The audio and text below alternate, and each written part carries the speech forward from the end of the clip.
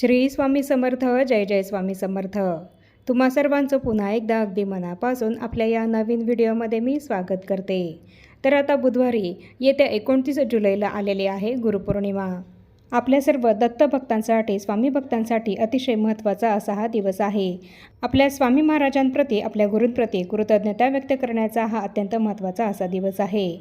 आपल्या गुरूंनी आपल्याला खूप काही द्यावं यासाठी आपण आपल्या गुरूंची सेवाही करत नसतो, तर आपल्या गुरूंनी, आपल्या स्वामी महाराजांनी आपल्याला खूप काही दिलं आहे यासाठीच आपण आपल्या स्वामी महाराजांची सेवाही करत असतो. आणि त्यांनी आपल्याला भरभरून खूप काही दिलं आहे यासाठीच, त्यांच्याबद्दल कृतज्ञता व्यक्त करण्यासाठीच आपल्याला गुरुपौर्णिमा ही साजरी करायची आहे. इतर वेळेस जर आपण आपल्या स्वामी समर्थ महाराजांची, आपल्या गुरूंची आपल्याकडनं होईल तशी सेवा ही तर करतच असतो, पण त्यांच्याबद्दल कृतज्ञता व्यक्त करण्याची सुवर्णसंधी ही आपल्याला गुरुपौर्णिमेनिमित्त मिळालेली आहे. आणि म्हणूनच आपण गुरुपौर्णिमेच्या दिवशी शक्य होईल तितकी जास्तीत जास्त आपल्या स्वामी महाराजांची, आपल्या गुरूंची सेवाही करायची आहे. या गुरुपौर्णिमेला आपल्या गुरूंची सेवा करून आपण आपल्या पुण्याचा साठा हा वाढवायचा आहे. गुरुपौर्णिमेची ही तिथी यंदा 28 तारखेला मंगळवारी संध्याकाळी 6:19 सुरू होणार आहे आणि हीच पौर्णिमेची तिथी 29 तारखेला बुधवारी रात्री 8:06 संपणार आहे. बघा, 29 तारखेला दिवसभर पौर्णिमेची तिथीही असणार आहे. तर या दिवसभरामध्ये आपण आपल्या स्वामी समर्थ महाराजांना आपलं गुरुपद हे द्यायचं आहे. त्यांना आपण आपले गुरु करायचे आहे आणि आपल्याकडनं होईल तितकी जास्तीत जास्त सेवा आपण आपल्या स्वामी महाराजांची या दिवशी करायची आहे.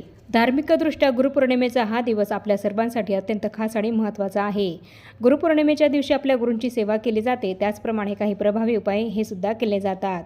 गुरुपौर्णिमेच्या दिवशी आपण ज्या काही सेवा करू, जे काही प्रभावी उपाय करू, तर त्याचे फळ हे आपल्याला अनंत पटीने मिळत असते. आणि म्हणून या दिवशी एक अत्यंत प्रभावी असा उपाय आपल्याला अवश्य करायचा आहे. गुरुपौर्णिमेच्या दिवशी जर तुम्हाला काहीच करायला शक्य नाही झालं, तर निदान तुम्ही या एका झाडाला नक्की स्पर्श करा. गुरुपौर्णिमेच्या दिवशी जर तुम्ही या झाडाला स्पर्श केला तर तुम्हाला प्रत्येक कामामध्ये यश मिळेल.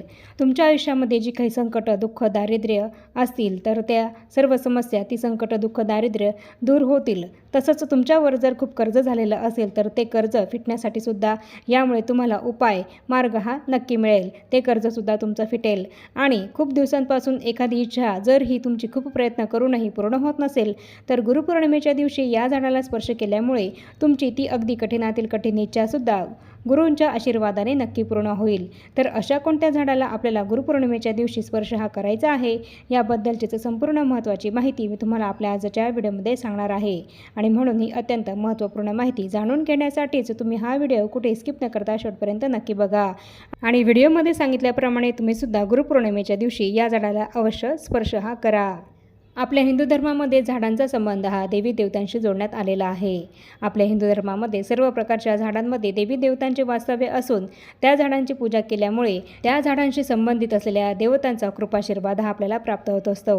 जसं की केळीच्या झाडाची पूजा केल्यामुळे श्री हरी विष्णूंचा आपल्याला आशीर्वाद हा प्राप्त होतो. त्याचप्रमाणे पिंपळ वृक्षाची सुद्धा आपण पूजा करत असतो. आणि वटपौर्णिमेच्या दिवशी सुद्धा आपण आपल्या अखंड सौभाग्यासाठी, पतीच्या दीर्घायुष्यासाठी वडाच्या झाडाची पूजा करतो.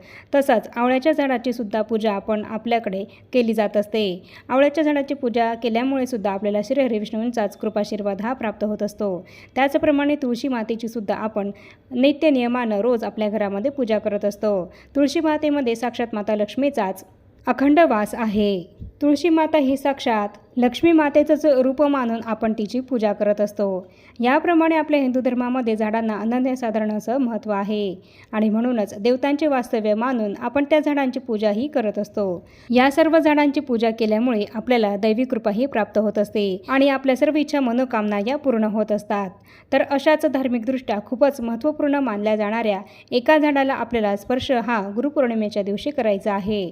जर तुमची कोणतीही इच्छा ही पूर्ण होत नसेल, खूप प्रयत्न करूनही तुमच्या मनासारखं जर घडत नसेल, तुम्हाला कोणत्याही कामामध्ये यश मिळत नसेल, तुमच्या घरामध्ये जर 18-20 दारिद्र्य असेल, आलेला पैसा हा तुमच्या घरामध्ये टिकत नसेल, तुमच्या घरामध्ये पती पत्नींमध्ये किंवा इतर सदस्यांमध्ये कायम भांडणं, वादविवाद, कलह होत असतील, किंवा मग तुमच्यावर सतत अडचणी, संकट येत असतील, तुम्ही भरपूर कष्ट करत आहात, मेहनत करत आहात, पण तुमच्या कष्टाला, मेहनतीला हवं तसं यश हे जर तुम्हाला मिळत नसेल, नशिबाची, भाग्याची साथच ही जर तुम्हाला मिळत नसेल, किंवा मग तुमच्या घराची काहीही केल्या प्रगतीही होतच नसेल, तसंच तुमचा एखादा उद्योग व्यवसाय आहे आणि त्या उद्योग व्यवसायामध्ये तुम्हाला हवी तशी भरभराट ही जर मिळत नसेल, तुमच्या त्या व्यवसायाची प्रगती जर होत नसेल किंवा मग तुमच्या घरामध्ये खूप नकारात्मक ऊर्जा ही जर असेल, तुमच्या घरात काही दोष असतील, तुमच्या मुलांची शिक्षणामध्ये, करिअरमध्ये किंवा नोकरीमध्ये हवी तशी प्रगती ही जर त्यांची होत नसेल, तसंच तुमच्या पतीची सुद्धा त्यांच्या करिअरमध्ये किंवा नोकरीमध्ये हवी तशी प्रगती जर होत नसेल,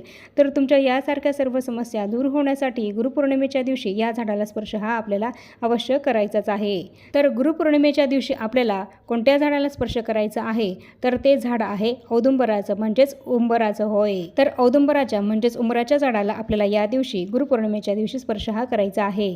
औदुंबराचंच म्हणजे उंबराचं झाड हे शुक्र ग्रहाशी संबंधित आहे आणि शुक्र ग्रह हा आपल्या धनाशी संबंधित आहे। म्हणूनच आपण औदुंबराच्या झाडाला जर गुरुपौर्णिमेच्या दिवशी स्पर्श केला तर यामुळे आपल्या सर्व आर्थिक अडचणी दूर होतील, आपल्याकडे पैसे येण्याचे मार्ग हे मोकळे होतील। आणि औदुंबराच्या झाडामध्ये आपल्या दत्तगुरूंचा, स्वामी महाराजांचा वास आहे आणि गुरुपौर्णिमेच्या दिवशी या झाडाला जर आपण स्पर्श केला तर यामुळे आपल्या गुरूंची आपल्यावर अखंड कृपा ही होत असते। आपले गुरुबळ हे यामुळे मजबूत होते आणि आपले गुरुबळ हे मजबूत झाल्यामुळे आपल्या जीवनामध्ये येणाऱ्या सर्व समस्या, संकट, अडचणी आपोआपच दूर होतात। आणि म्हणूनच गुरुपौर्णिमेच्या दिवशी हा उपाय करण्यासाठी आपल्याला सकाळी लवकर उठायचं आहे आणि स्वच्छ स्नान करायचं आहे आणि सर्वात आधी आपल्या देवघरातील देवांची आपल्याला पूजा करून घ्यायची आहे। आणि तुमच्या देवघरामध्ये स्वामी महाराजांची मूर्ती असेल तर त्या मूर्तीवर तुम्हाला या दिवशी अभिषेक हा करायचा आहे आणि स्वामींचा फोटो असेल तर तो फोटो तुम्हाला स्वच्छ पुसून घ्यायचा आहे आणि यानंतर स्वामी महाराजांच्या मूर्तीची किंवा फोटोची आपल्याला पंचोपचार पद्धतीने पूजा करून घ्यायची आहे। चाफ्याचं फुले जर तुमच्याकडे असेल तर ते फूल तुम्ही स्वामी महाराजांना या दिवशी अवश्य अर्पण करा किंवा इतर कुठलं पिवळं फुल असेल तर ती पिवळी फुलं जरी अर्पण केली तरीसुद्धा चालतील। तसंच स्वामींच्या मूर्तीला किंवा फोटोला आपल्याला धूप, दीप, अगरबत्ती हे ओवाळून घ्यायचं आहे आणि गोडाधोडाचा नैवेद्य आपल्याला स्वामी महाराजांना या दिवशी अर्पण करायचा आहे। तर याप्रमाणे आपल्याला आपल्या गुरूंची पूजाही करून घ्यायची आहे आणि त्यानंतर हा उपाय आपल्याला करायचा आहे। अगदी सकाळी जरी तुम्हाला हा उपाय करता नाही आला तर दिवसभरामध्ये तुम्हाला वेळ मिळेल त्या वेळेमध्ये तुम्ही हा उपाय केला तरीसुद्धा चालेल आणि हा उपाय अगदी कोणीही करू शकतं। पण ज्यांना सुतक असेल आणि ज्या महिलांना मासिक धर्म असेल अशा महिलांना, अशा व्यक्तींना हा उपाय करता येणार नाही। तर हा उपाय करण्यासाठी आपल्याला एका कलशामध्ये शुद्ध पाणी हे घ्यायचं आहे आणि त्यामध्येच थोडंसं कच्चं दूध हे आपल्याला टाकायचं आहे आणि या पाण्यामध्येच आपल्याला चिमूटभर हळद ही सुद्धा टाकायची आहे आणि त्याचप्रमाणे एक तुपाचा दिवा आपल्याला आपल्यासोबत घ्यायचा आहे आणि तसंच हळद, कुंकू, अक्षता, फुलं ही सुद्धा आपल्याला आपल्यासोबत घ्यायची आहेत आणि तुमच्या घराजवळ जिथे कुठे औदुंबराचं झाड असेल तर त्या झाडापाशी तुम्हाला जायचं आहे। औदुंबराचे झाड हे स्वामी महाराजांच्या केंद्रात, मठात किंवा दत्त मंदिरामध्ये सुद्धा असतं। जर तुमच्या घराजवळ औदुंबराचं झाड नसेल तर तुमच्या घराजवळ जिथे दत्त मंदिर असेल किंवा स्वामी महाराजांचा मठ असेल तर तिथे केंद्रामध्ये, मठामध्ये जाऊन किंवा दत्त मंदिरामध्ये जाऊन तुम्हाला या औदुंबर वृक्षाची पूजा करायची आहे आणि या झाडाला स्पर्श हा करायचा आहे। पण हे झाड अगदीच छोटंसं नसावं, तर ते थोडे मोठे असावे आणि या झाडापाशी केल्यानंतर सर्वात आधी तुम्हाला गाईच्या तुपाचा किंवा तेलाचा दिवा जर तुम्ही आणला असेल तर तो तेलाचा दिवा तुम्हाला प्रज्वलित करून घ्यायचा आहे आणि धूप, अगरबत्ती ही आणली असेल तर तीसुद्धा तुम्हाला तिथे लावून घ्यायची आहे आणि यानंतर आपण जे काही पाणी कलशामध्ये आपण आपल्यासोबत भरून आणलेलं आहे तर ते पाणी, ते जल आपल्याला औदुंबराच्या मुळाशी अर्पण करायचं आहे आणि यानंतर हळद, कुंकू, अक्षता, फूल अर्पण करून या झाडाची आपल्याला पूजा करून घ्यायची आहे आणि यानंतर आपल्याला या झाडाच्या प्रदक्षिणा मारायच्या आहेत। तर या झाडाला आपल्याला 11 प्रदक्षिणा या मारायच्या आहेत आणि प्रदक्षिणा मारताना श्री गुरुदेव दत्त किंवा श्री स्वामी समर्थ किंवा दिगंबरा, श्रीपादवल्लभ दिगंबरा यापैकी कोणत्याही एका मंत्राचा जप हा करायचा आहे आणि औदुंबराला 11 प्रदक्षिणा या मारायच्या आहेत। याप्रमाणे प्रदक्षिणा मारून झाल्यानंतर आपल्याला आपल्या उजव्या हाताचा स्पर्श हा आपल्याला त्या झाडाला करायचा आहे आणि तुमच्या मनामध्ये जी कुठली इच्छा असेल तर तुमची ती इच्छा, मनोकामना ही तुम्हाला त्या औदुंबर वृक्षापाशी व्यक्त करायची आहे। तुमची ती इच्छा तुम्हाला त्या झाडाला, औदुंबराच्या वृक्षाला सांगायची आहे। याप्रमाणे तुमची इच्छा व्यक्त करून झाल्यानंतर तुम्ही तुमचं मस्तक हे त्या औदुंबर वृक्षाला टेकवायचं आहे आणि पुन्हा आपली इच्छा एकदा सांगायची आहे आणि तुमची इच्छा, मनोकामना पूर्ण होण्यासाठी तुम्हाला गुरूंना आपल्या स्वामी महाराजांना परत प्रार्थना विनंती करायची आहे। या कलियुगामध्ये औदुंबर वृक्ष हा एक कल्पवृक्ष आहे। 21 गुणांनी परिपूर्ण असलेला हा वृक्ष आहे। साक्षात दत्त निवास असलेला असा हा वृक्ष आहे। स्वतः श्रीहरी विष्णूंनी या वृक्षाला असा आशीर्वाद दिलेला आहे की या वृक्षाला सदैव फळे येतील, असे हे महत्त्वपूर्ण औदुंबराचे झाड आहे। आणि म्हणूनच गुरुपौर्णिमेच्या दिवशी आपल्याला औदुंबर वृक्षाला स्पर्श हा अवश्य करायचा आहे आणि या वृक्षाची पूजासुद्धा आपल्याला या दिवशी अवश्य करायची आहे। जी व्यक्ती गुरुपौर्णिमेच्या दिवशी औदुंबर वृक्षाला स्पर्श करेल आणि या झाडाची पूजा करेल त्या व्यक्तीच्या सर्व इच्छा मनोकामना नक्की पूर्ण होतीलच।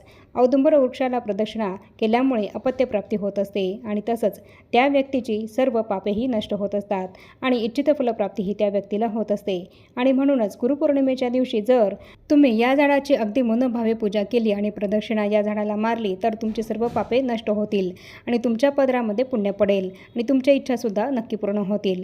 गुरुपौर्णिमेच्या दिवशी या झाडाचे पूजन केल्याने आणि या झाडाला प्रदक्षिणा मारल्यामुळे आपल्या सर्व इच्छा पूर्ण या होतातच, पण त्यासोबतच आपल्याला सुख, शांती, समृद्धी, ऐश्वर्य हे सुद्धा प्राप्त होत असतं। आणि म्हणूनच गुरुपौर्णिमेच्या दिवशी ही संधी आपल्याला चुकूनही सोडायची नाहीये आणि म्हणून आपण प्रत्येकाने गुरुपौर्णिमेच्या दिवशी औदुंबर वृक्षाचे पूजन हे अवश्य करायचे आहे आणि या झाडाला प्रदक्षिणा मारून या झाडाला स्पर्श हा अवश्य करायचा आहे। तर बघा, अगदी साधा सोपा आणि अत्यंत प्रभावी असा हा उपाय आहे जो आपल्याला गुरुपौर्णिमेच्या दिवशी करायचा आहे। हा उपाय केल्याने तुमच्या आयुष्यातील दुःख, दारिद्र्य, संकट दूर होतील आणि तुम्हाला प्रत्येक कामात यश मिळेल आणि तुमचा भाग्योदय हा नक्कीच होईल। आणि म्हणूनच हा उपाय तुम्ही अवश्य करा। आणि आता या छोट्याशा माहितीसह आपण आपला आजचा हा व्हिडिओ इथेच थांबवूया। चॅनलवर जर तुम्ही पहिल्यांदाच आला असाल तर चॅनलला जरूर सबस्क्राईब करा आणि या व्हिडिओला जास्तीत जास्त लाईक आणि शेअरसुद्धा नक्की करा। आणि भेटूया पुन्हा अशाच नवीन एका माहितीपूर्ण आणि महत्त्वपूर्ण व्हिडिओसोबत। तोपर्यंत सर्वांना श्री स्वामी समर्थ।